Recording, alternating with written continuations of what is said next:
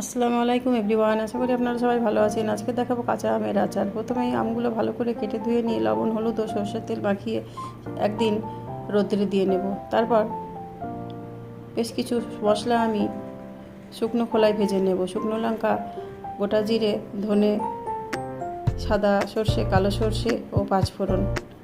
তারপর সব মশলাগুলো হালকা রোস্ট করে গুঁড়ো করে রেখে দেবো। এদিকে তেলের মধ্যে সামান্য একটু পাঁচফোড়ন দিয়ে আমগুলো দিয়ে নাড়াচাড়া করে নেব। তারপর এর মধ্যে দিয়ে দেব চিনি, পরিমাণ মতো চিনি। আপনি চিনির বদলে গুঁড়ো দিতে পারেন।